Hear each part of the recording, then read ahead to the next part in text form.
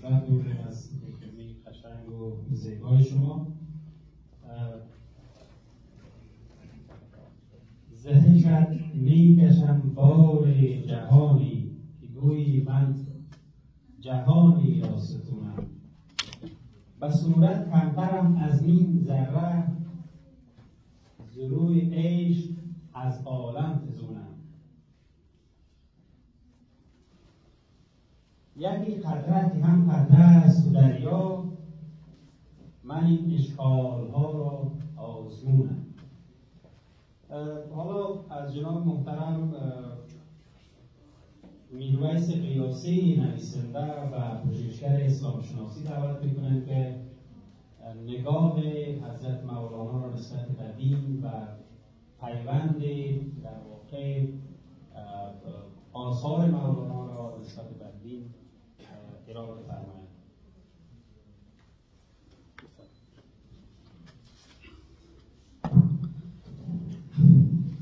السلام علیکم و رحمت الله و برکاته.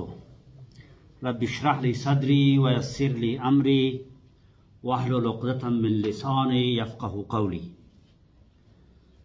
به نام خداوند جان آفرین، حکیمی سخن بر زبان آفرین. خداوند بخشنده دستگیر، کریمی خطا بخشی پوزش پذیر. عزیزی که هر کس در از شر بتافت، به هر در که شد هیچ عزت نیافت. اعوذ بالله من الشیطان الرجیم. لقد انزلنا آیات مبینات والله یهدی من یشاء الی صراط مستقیم. موضوعی را که در این محفل خجسته انتخاب کردم موضوع قرآن و حدیث و فقه از نظر مولانا است. اما قبل از اینکه به این موضوع بپردازم، یک تشکر خاص از این انجمن میکنم، از کارگردانای از اینها، به خصوص جناب ظهور صاحب، فرزند یگانه و نشانه عارف معروف افغانستان سید فخرالدین آقا، و همچنان آقای حقیار پیکان صاحب، انجینر صاحب و سایر خانم غزل که همیشه یک چراغی را یا یک شب چراغی را در این تاریکی دنیای امروزی ما اینجا روشن و زنده نگه داشتند. این بسیار کار ارزنده و پاینده است. اما ما به خاطر این موضوع را انتخاب کردم که سه موضوع را یا سه جریانی که همیشه درباره مولانا مخالف، موافق و مبالغه آمیز برخورد میکنن، شاید مقاله امروزی ما و چیزهایی را که من امروز تهیه کرده باشم بسیار از اینها را فرو بریزم. اول برادران سلفی یا وهابی که در افغانستان مشهور هستند که اینها در تمام ادبیاتشان، زندگیشان کوشش کردند که مولانا را خدای ناخواسته یک آدمی خدا نشناس یا منحریف یا یکی سخنانی از اشعاری از سنخیت با قرآن و حدیث نداره و بسیار ظالمانه در این باره هم از غیر افغانی و هم از افغانی در این باره اونا میتازند و شما همیشه در میدیا این موضوع را میبینید. جریان دوم جریان دیگه است که در حق مولانا ظلم میکنن. این جریان تفرید است، جریان سروش و امثال است که اینها کوشش میکنن که مولانا را یک سیکولر، یک آدم آزاد مشرب، یک آدم غیر مقید به دین، یک آدم غیر مقید به حدیث و فقه ایرا معرفی بکنن و این واقعا در حق مولانا ظلم بزرگ است. جریان سیوم هم جریان خوشدار مولانا است که خوشداران مولانا همیشه در مشهوری غلط اینها غرق هستند.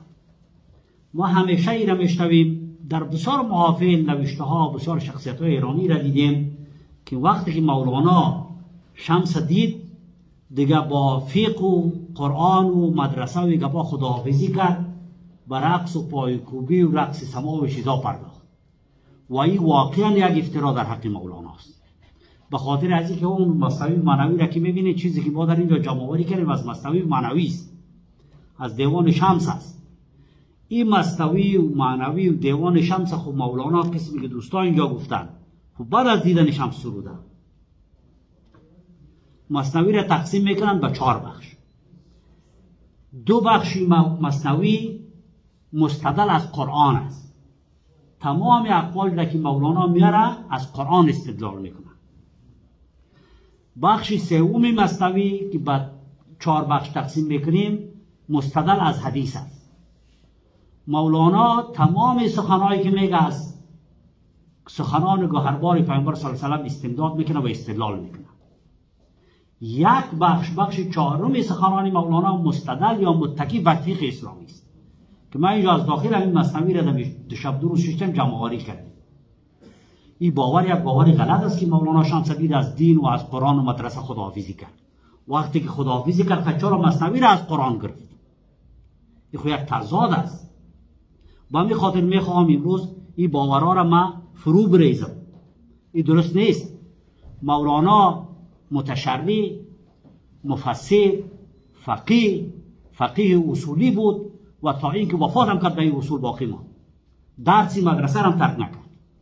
فقط در افعالش، در برخوردش با جامعه و مردم یک تغییراتی آمد که او را در اینجا اگر جالب بود سخنانی به شما و وقت اضافه میکرد براتون چیزا را در اینجا میگم.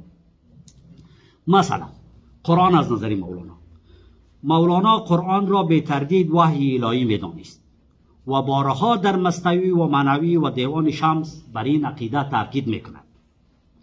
از نظر مولانا هر کی قرآن کریم را طوری مجموعی یا برخی از آن را ناقص، مفضی به خطا، قابل تغییر و یا مقید به زمان و مکان بداند و به این بهانه آنها را کنار بگذارد، یعنی قرآن را بازیچه نفس است. او چنین کسانی را به صراحت و بی پرده به تکرار هدایت نشده کافر و محروم از نور الهی می‌داند. به باور مولانا نزول وحی از آسمان الوهیت است، نه از درون پیغمبر. هرچند شرطی شنیدن آواز حق طهارتی درون می‌خواهد، اما درون فقط زمین ساز دریافت کلام حق است. کلام حق است، نه تولید کننده ای آن. من بخشهای از ابیات مولانا را که مستقیم با وحی بودن قرآن اشارت دارد در این نوشته خلاصه کردم. مثلا مولانا میگه ای سگی طاعن تو عوعو میکنی، طعن و قرآن را برونشو میکنی. این نه آن شعر است که از وی جان بری، یا زی پنجه قهری او ایمان بری. درباره قرآن میگه تا قیامت میزند قرآن ندا، یعنی قرآن تا روز قیامت کتاب جاودان است. ای گروهی جعل را گشته فدا، یعنی تا روز قیامت هر گروهی که میاد میگه قرآن مقید به زمانی وحی یا به محیطی تناسعودی یا عرب است، این نارواست. که مرا افسانه میپنداشتید، تخم طعن و کافری میکاشتید. کسانی که قرآن در اون زمان هم افسانه گفتن، در این زمان هم خواب پیغمبر میگن، رویای پیغمبر میگن، کلام محمد میگن. من اینجا تمام اقوال مولانا را گرد آورم، اینها شامل این قول مولانا هستند. خود بودید آنک طعنه میزدید که شما فانی و افسانه بودید. در طول تاریخ دشمنان قرآن امیر روش پیروی کرده که به یک نحوی بخواهند که قرآن تعریف کنند، قرآن از جامعه برانند، ولی مولانا میگه شما افسانه هستین که میرویم و قرآن مانده نیست. من کلامی حقم و قائم بزار، قوت جان و یاقوت زکا. یعنی مولانا میگه قرآن کلام خداست، قائم بذاته است، یعنی قرآن نمیتونه کلام محمد باشه. چرا میگه قوت جان و یاقوت زکا؟ میگه قرآن کریم هم خودش قوت جان است برای ما، ولی هم خودش جان است، یعنی کلام خداست، و همین دیگه یاقوت زکات است، یعنی خالی از نقص و عیب و شبهه است. که یعنی کسی بگه قرآن ناقص است. عالمیان در جریان است. خلاص سروش میگه به صراحت در مصاحبهش با میشل هوبینگ سال 2006 ما ترجمه کردیم، نقد کردیم. میگه داستانهای قرآن کریم، قصص القرآن مفضی به خطاست. اینا در واقعیت تاریخی واقع نشده، میگه در پلورالیسم دینی میگه حق نسبی است، یعنی قرآن نمیتونه حق مطلق باشه، مثل که تورات حق مطلق نیست، مثل که انجیل حق مطلق نیست. نور خورشیدم فتاده بر شما، لیک از خورشید ناگشته جدا. درست است که قرآن در دست ما قرار داره، در مابین دفتر است، نوشته است، اما مثل عزیز که این آفتاب نورش به ما میدرخشه، اما نور آفتاب از آفتاب جدا نیست. یعنی قرآن کلام خداست، قایم بذاته است، کلام مخلوق نیست. نکمنم ینبوی آن آب حیات، تاریخانم عاشقان را از ممان. و عشقم که همیشه عشقش که شما که دمی گفتارایتان که در مولانا میگین، داستان مولانا و عشق مادی نیست، سکسوالیزم یا سکسوالوژی نیست. عشقی که مولانا میگه همون عشق عرفانی است که در این باره سخن زیاد است، عشقی که برخواسته از قرآن است. کی همی گپ بگفته؟ نه شما احساسی نجادت مزیز که من نمیگم، هیچ کس همی گپ نمیگه که مولانا سکسولوژیست بوده. ما خود حالی بس نمیکنیم، ما گپ خدا میگم، باز ما صحبت میکنیم. گرچنان گند آزنانی ننگیختی، جرعی برگور حقتان ریختی. مولانا چقدر زیشت میگه یک قسم مردم. خوب هر صورت ما از این تیر میشم که بحثش جداست. مولانا در برای داستانی منصور حلاج که میگفتن الحق ما فی الجبت الا الله، مولانا داستانی دراز داره، فقط یک بند اینجا میگه که گرچه قرآن از لبی پیغمبر است، هر کی گوید حق نگفته کافر است. پیغمبر قرآن برای ما رسونده، اما هر کسی بگه که جزی از قرآن، کلمه از قرآن مفضی به خطاست، این میگه کافر است. خب از این موضوع هم تیر بشیم. در دیگه جا در تعریف خود قرآن کریم چی میگه؟ چون تو در قرآن حق بگریختی، با روان انبیا آمیختی. هست قرآن حالهای انبیا، ماهیانی بحری پاک کبریا. یعنی قرآن وحی و نبوت است. ور بخوانی و نی قرآن پذیر، انبیا و اولیا را دیدگیر. ور پذیرایی چو برخوانی قصص، تو قصه های قرآن را میخوانی و اگر بویی که نادرست است و واقع نشده، مرغ جانت تنگ آید در قفس. مرغ کو اندر قفس زندانی است، می نجوید رستن از نادانی است. ما کوتاه میکنیم موضوعات، اگه به خود که چی دادن که وقتتان 5 دقیقه دیگه است. دیگه مولانا پیامبر صلی الله علیه و سلم با دیگه انبیای الهی مقایسه میکنه، که همچنان وحی که به عیسی و موسی و دیگه انبیا شده با پیامبر شده، فراتر از این است. گرچه هر قرنی سخن آری بود، لیک گفتی سالفان یاری بود. نیکی هم تورات و انجیل و زبور، شد گواهی صدق قرآن آن شکور. و مولانا در جای دیگه با استفاده، اینجا گفتم که مشهور غلط است که مولانا با فقه و حدیث و با خداحافظی کرد. مولانا اینجا با استفاده از مضمون الحکمت و ضالت المؤمن، حدیث صحیح است، مولانا میگه حکمت قرآن چو ضاله مومن است، هر کسی در ضاله خود موقن است. اما حکمتی که منظور نظر مولاناست این قرآن است. میگه که این حدیث که آمده ببینید، حدیث مولانا چی تو شرح میکنه؟ میگه امو ضاله مومن که در حکمت در حدیث آمده این قرآن است.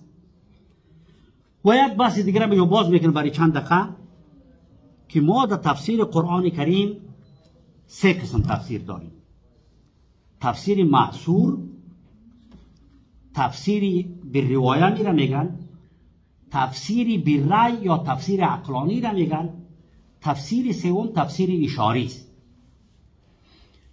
تفسیر بالروایه تفسیر قرآن به قرآن است که خود قرآن یک آیت دیگه آیت تفسیر میکنه، یا تفسیری که حدیثی پیامبر صلی الله علیه و سلم قرآن تفسیر میکنه، یا اقوال صحابه پیغمبر که قرآن تفسیر میکنه. این تفسیر بالروایه است. تفسیر بالدرایه و تفسیر عقلی تفسیر لغوی است، تفسیر فقهی است، تفسیر اجتهادی است، که مجتهدین و ائمه دین احکام که از او استخراج میکنن. تفسیر سوم تفسیر اشاری و تفسیر عرفانی است. خوبی مولانا در است که تفسیر از سه نوعش در کتاب مثنوی جمع‌آوری کرده. جایی که استدلال قرآن به قرآن میکنه، جایی که استدلال به حدیث میکنه، جایی استدلال به اقوال صحابه و خلفای راشدین میکنه. و همچنان این تفسیر بدرایه را یا عقلانی را آورده که در بسیار جا مولانا استدلال فقهی میکنه.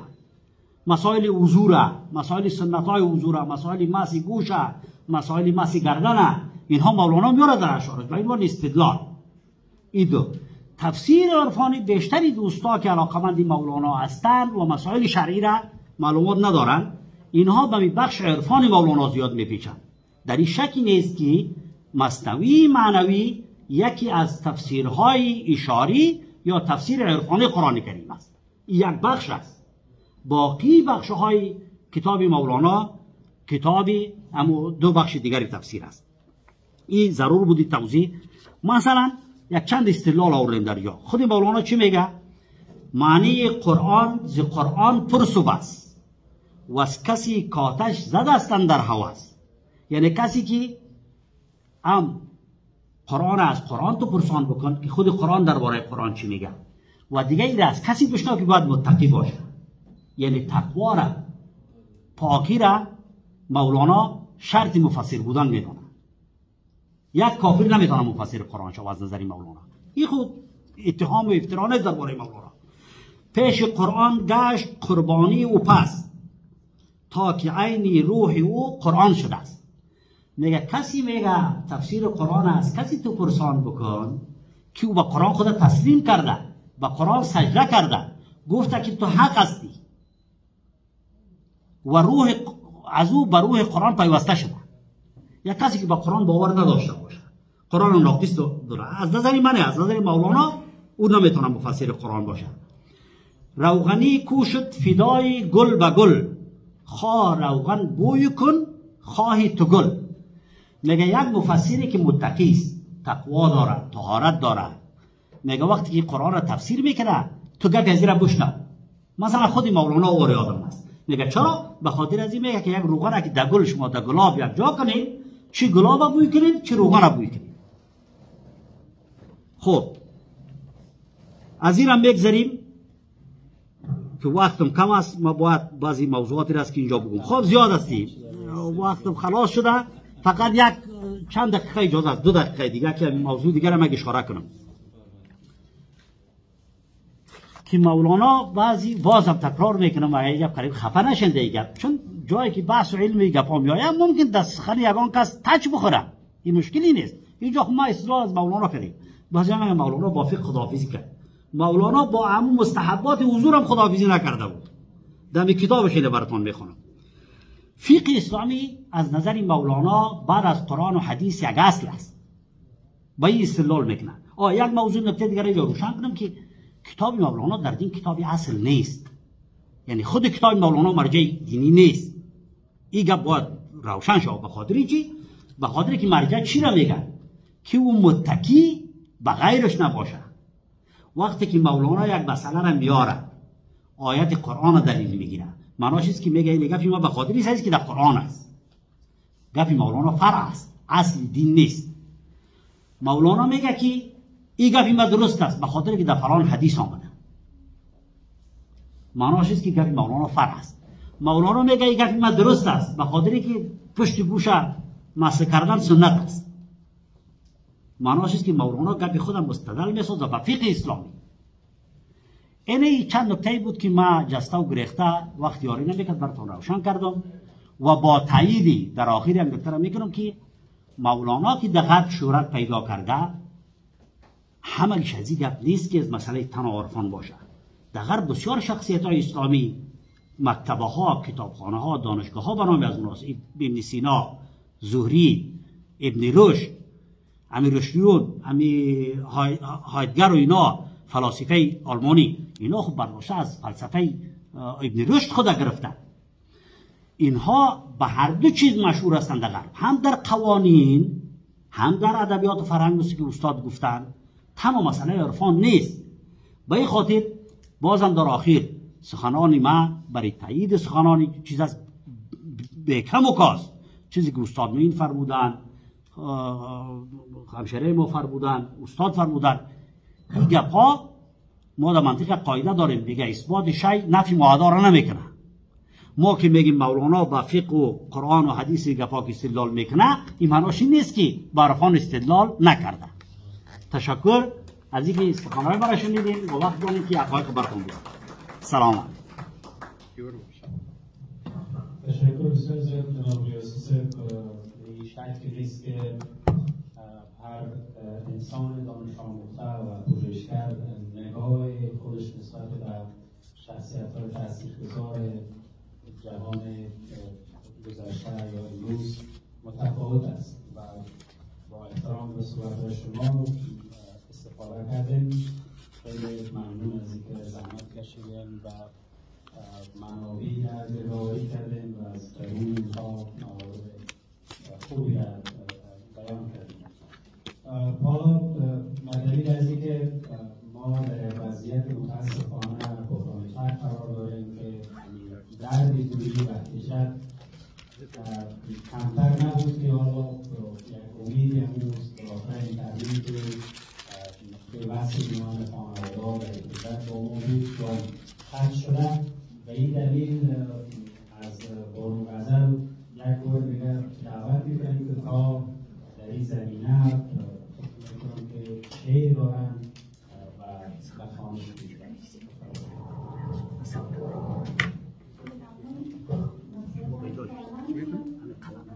خبر است که شما هر چی رو برای مردم آوردن آسیب کردیم. اگر مکاتب داده هستن، مدارس هستن، فنمان خانه‌نشین ساختن، شعر ممنوعی اعلام کردن و این آخرین مشتی که به دهان آزادی رو باشد دادن اینترنت افراد کردن.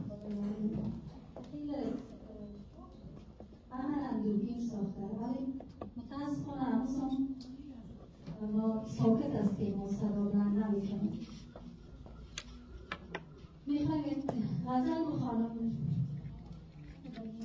که حضرت محمد مسکور و محدود ساختن. وقتی برای عشق هیاهو اجازه نیست، وقتی برای عشق هیاهو اجازه نیست، شعر و شراب و عطر و گل مو اجازه نیست، خمپاره است و سنگ و سیاهی و خستگی، خورشید را شکوه تلالو اجازه نیست، از شهر دود وسوسه را کوچ داده‌اند، در دشت هم دویدن آهو اجازه نیست، وحشی‌تر از گراز گلو پاره می‌کنند،